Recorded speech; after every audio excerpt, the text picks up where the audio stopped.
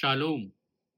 आज जिस विषय पर आपसे बात करना चाहता हूँ, वो विषय है प्रेम सब बातें सह लेता है।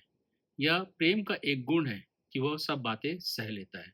पहला कुरिन्थियों 13 अध्याय 7 पद कहता है, वह सब बातें सह लेता है, सब बातों की प्रतीति करता है, सब बातों की आशा रखता है, सब बातों में धीरज रखता है। यहाँ प्रेम के बारे में 4 बातें लिखी हैं।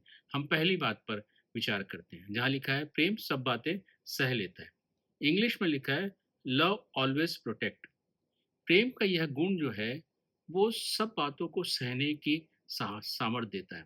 चाहे वो बात बुरी भी हो, लेकिन अगर हम प्रेम करते हैं तो हम उस बात को सह जाते हैं।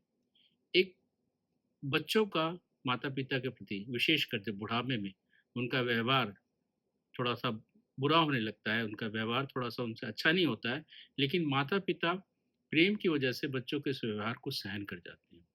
चाहे वो उनको अनाथ आश्रम में, वृद्धाश्रम में भी छोड़ा है, तभी भी वो उनसे उतना ही प्रेम करते हैं जैसा पहले प्रेम करते हैं। ये सिर्फ प्रेम की वजह से होता है कि वो उनकी बातों को, उनके उस बुरे व्यवहार को भी सह लेते हैं, क्योंकि प्रेम सहना सिखाता है और यही संबंधों को बनाए रखने के आधार होता है।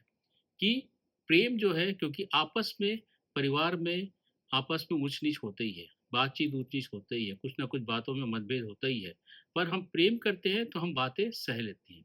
विशेषकर पति पत्नी के बीच में, जहाँ हमेशा कुछ ना कुछ बातें होती रहती, ऊंच नीच होते रहता है, किसी किसी ना किसी बात में असहमति होती है, पर जब आपस में प्रेम होता है तो दोनों एक दूसरे को सह लेते हैं, उनकी बातों को सह लेते हैं और वो संबंध बना रहता है।